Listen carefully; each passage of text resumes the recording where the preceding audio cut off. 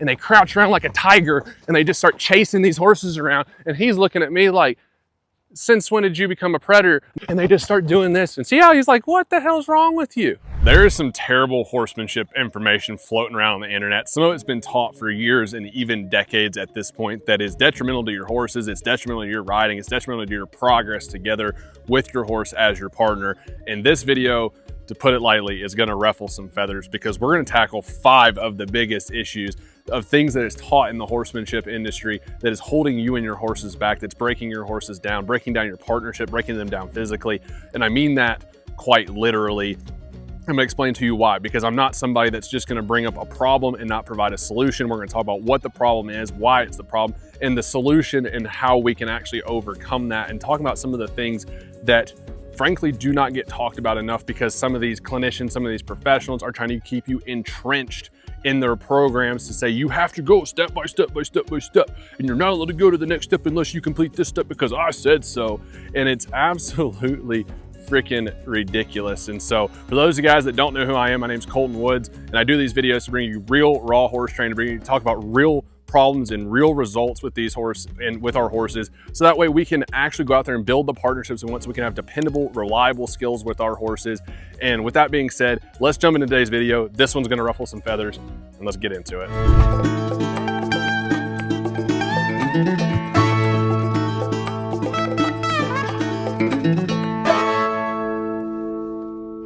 This next one causes some of the biggest issues with people and their horses when it comes to the natural horsemanship exercises that get taught to people. First and foremost, what's the biggest problem is it causes a lot of physical issues, lameness issues and physical tension issues with our horses. But beyond that, if you've had a horse that you've done a lot of these natural horsemanship groundwork exercises or even ridden exercises with, I'm gonna show you what it is just here in a second, but it causes horses to be so wiggly, for them not to be able to ride straight, to not feel balanced. And let's just go ahead and show you what that exercise is. And while I get him trotting, you can take a guess at what you might think it is. So they'll be riding their horses around. They're like, I'm gonna do my horsemanship exercise. And they're gonna go, okay, I need to disengage the hind end. And I move their hind end around. And then I'm gonna take them this way. And I need to disengage their hind end this way. And I gotta keep going and keep going and keep going and keep going and keep going and keep going and keep going. And I guess that's good. And I'm gonna go it again. I'm gonna do it this way. I'm gonna do it this way. I'm gonna do it this way. And they just keep going and going and going and disengaging and disengaging and disengaging. And before too long, you've got your horse freaking lamed up and your horse can't ride a freaking straight line.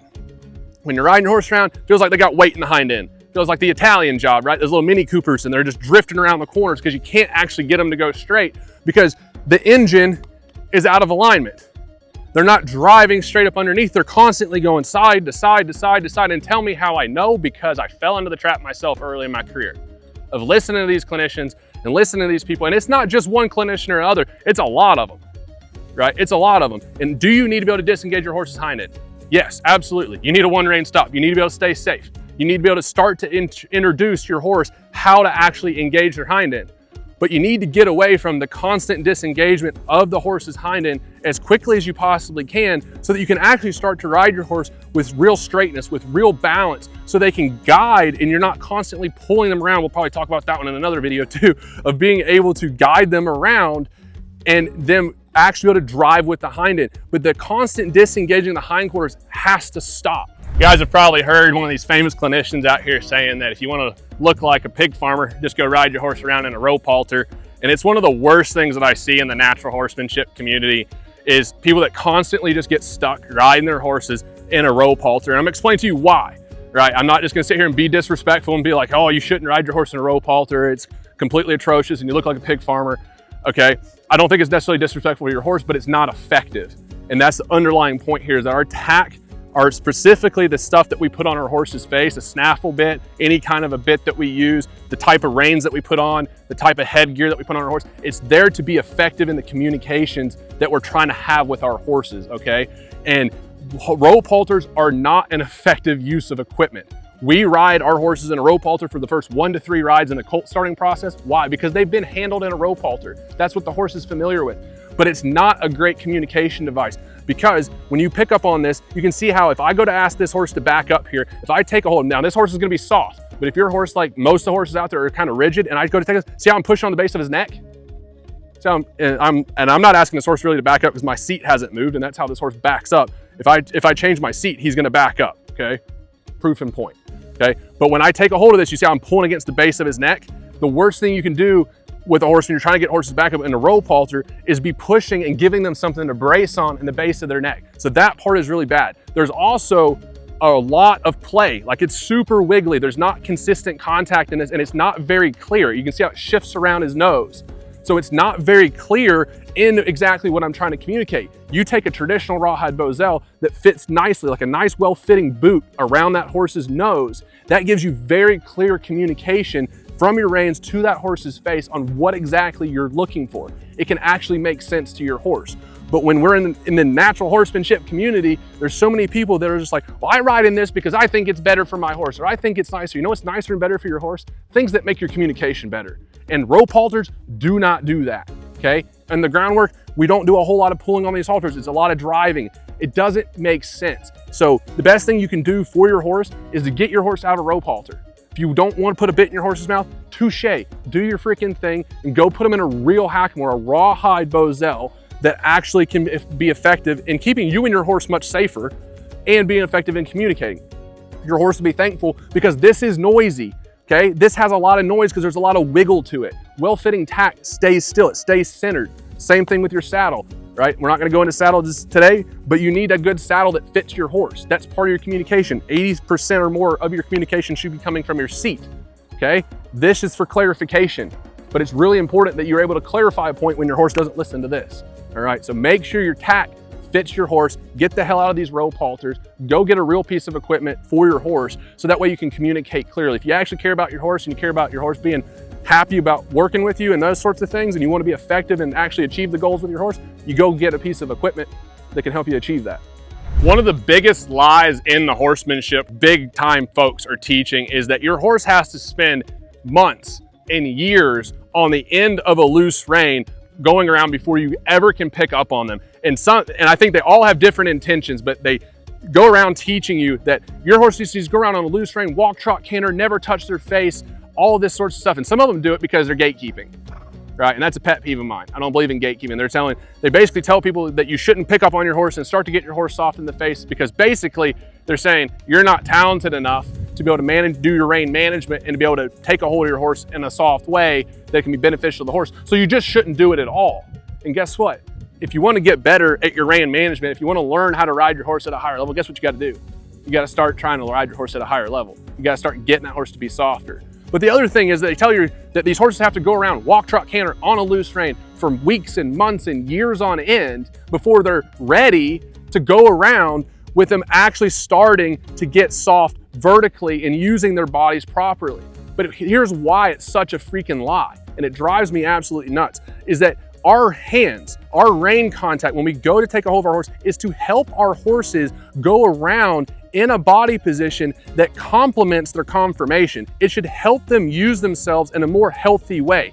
And when horses go around constantly on the buckle or on a loose rein, they get strung out, their back is down, their chest and their sternum is pushed towards the ground. They are not using themselves in a biomechanically friendly way. They're using themselves as being strung out, and they're gonna have braciness through their body. And they might be able to free up through their feet, but they're not using themselves in a way that is healthy for their body. When we start to take a hold of them and ask these horses to start using themselves in a more athletic way, what I call a working posture, this is to help these horses be able to move in a balanced way, in a soft way, to where their body can work in alignment with itself. And it actually helps these horses get stronger, get more balanced, to where they don't have as many physical issues because we're not letting them go around strung out. And it doesn't mean I'm gonna go ahead and give you permission. Like, you can start picking up your horse, then the very next ride you get on your horse. Whether you're starting to ask your horse to back up and start to give you that vertical softness, or start to teach your horse to start to move their shoulders around, but also carry some vertical softness and use themselves more appropriately, because it's to complement the biomechanics of our horses and to be able to actually help them have an easier job so they can be fit, they can be athletes, and they don't break down. But this misconception of, I'm gonna let my horse go around on a loose rein so they don't break down, is a much quicker way to get your horse to break down and have more physical issues, because they're not going around in an athletic posture. You're making them go around with their back pushed down, braced up into the saddle. The shoulders are tight, they're strung out. They're not using their hind end because their hind end's left behind. They're pulling with their front end. All of these issues happen. And I know that you're like, oh, that's a lot. That sounds extreme, but it happens every freaking day, right? We should be able to take a hold of our horse, get them soft vertically so that they can drive their hind end underneath. They can be pushing from behind, lifting their withers, reaching with the front end. That's what we should be doing. That's how these horses are designed to use themselves, and our riding should complement that. So go out there, let go of the lie. It's a freaking lie. It's a trap. And as June was just trying to say there, we'd love to invite you to join us in the CAVVY community. It's for those of you guys that value developing real partnerships, real skills with real purpose with your horses. That's what we're about in the CAVVY community. It's completely free. Down in the link below, you can try it out, see exactly hundreds and hundreds of training videos in there. A community of people that truly get it, of people that want to develop the skills and the partnership at the same time with their horses so that you guys can go out there and have a dependable skills, reliable partnership that you can enjoy with your horses. So go check it out. And without that being said, let's get back to the video. This next one is an absolute freaking pet peeve of mine. And you guys, whether you've done this with your horses or you've seen some of these big time clinicians to be teaching this stuff absolutely drives me nuts. I'm gonna break it down. And it's the first thing is when people take their horses like, I'm gonna back my horse up, and they just do this. And they're like, back up horse, right? And they start doing, you see how like, he's like, you rude asshole. Like he picks his head up, he hollows his back out. Cause when you wiggle this lead up, see how his head comes up and everything like that? And for this horse, that's pretty rude because that's not how we do it around here. That's not how you should be backing your horse up. And does it get your horse backing? Sure, it's a conceptual thing, but it is one of the worst ways to actually teach your horses to back up because it hollows their back out. It does not transfer to how you ride your horse under saddle. And the other thing is that when we're working around our horses on the ground, you see some of these people and they're like, okay, I'm gonna get my horse's hindquarters. And so they come around here and they crouch around like a tiger and they just start chasing these horses around. And he's looking at me like, since when did you become a predator? And they're like, you need to get back, horse. And they just start doing this. And see how he's like, what the hell's wrong with you, right? It's absolutely ridiculous. No, that drives me nuts. And it's been so bastardized in the horsemanship community for these are appropriate ways to groundwork our horse. Our groundwork with our horses should be directly setting our horses up for success. I'm sorry, I know. We had to make our point clear here to all these people that our groundwork should be setting our horses up for success when we go to get on their back. If the stuff we're doing on the ground is not setting our horses up for success when we go to get on them, we're wasting time. It's pointless. Because when I do step on Johnny's back here and I go to ask him to back up, now this lead rope is now my reins. And guess what I don't do to back my horse up? I don't start wiggling my reins like an idiot to get my horse to back up, right? This horse is a pretty sensitive horse and he's like, that wasn't super cool, man. Like, I don't really appreciate you doing that. And your horse doesn't appreciate it either, whether you've been doing it for 1 week or 1 year or 10 years, right? Where these horses can start to softly back up and be able to correlate that to their feet. And then when we go to get the hindquarters, like we don't need to be doing this and doing that. See, he's already like, what is wrong with you, right? When we use our body position on the ground, whether we're asking that horse to back up, whether we're asking that horse to move their shoulders, asking that horse to move their hindquarters, we need to think about our body position when we're riding our horses, right? Are our shoulders, our hips, and our heels aligned? Because what does that do? That gives us balance. When I walk around my horse and ask my horse to ask him to get his hindquarters moved over, I want to be balanced through my feet. I want to be stepping balanced and softly through my feet. I don't want to be stepping like this off balance, right? I shouldn't be riding off balance. I shouldn't be stepping off balance. So if I ask my horse to go ahead and back up and I step to him, I want to be stepping balanced through my feet. That way my horse can start to they can get balanced and I'm not doing this number, right? You can see it already affects me versus I stand straight up. I've got my shoulders, my hips, and my heels. Everything's coming together and I'm balanced all the way through. And that way, if I go to ask my horse to move his shoulders over, I open my shoulders, ask my horse to move their shoulders over, right? All of that is directly connected to how we go to ride our horses, okay? We need to be moving balanced and square through our bodies on the ground, not crouching like a freaking tiger, acting like we're gonna eat them. They're prey animals, okay? And our groundwork should be directly setting our horses up for success when we get on their back. As we come to the last and final point of the horrible riding habits in this video that the natural horsemanship community teaches, how many of you guys have heard that you need to steer them with the inside rein? That in order to get your horse to go that new way, you need to open that inside rein and touch that inside rein to their nose, be able to feel their mouth, whether it's your Boselle or your snaffle. It's like, I need them to go to the left, I'm gonna take that left rein and get that horse to follow my rein to the left. And why is that such a big issue? Well, it's gonna become more transparent to you here when I trot this horse around, because so many times these horses are on a loose rein, we've been disengaging their hind end, and then we're gonna go steer these horses around. And so they'll take this inside rein and they'll say, now follow my hand this way. And then we'll go this way. And I'm gonna be like, okay, I'm gonna go another change of direction. So I'm gonna use my inside rein only and ask that horse to move over. And then I'm gonna ask that horse to go again. And I'm gonna ask my inside rein again and no outside rein or anything. You can see how this horse continually starts to get more and more off balance because we're pulling the horse to the inside. And that's one of the worst things that we can do. And it gets these horses super loose and it gets them unbalanced. Why? Because when we pull that inside rein, you'll notice that it adds a ton of bend to this horse's body, bend through the body, okay? And that causes the horse to lose their sense of balance, and it causes them to lose their sense of impulsion and the drive from behind. Versus, we need to think about riding our horses like a dance. And so when I want my horse to change directions, I need to lead. I need to open to the inside through my seat. But if my horse doesn't follow me, then I need to drive them off the outside aids. Okay, that's something that's extremely, extremely important. And so if I want my horse to turn back towards the camera, I'm gonna look that way. And if he doesn't come through, then I can touch that outside rein in my outside leg and drive him the new direction.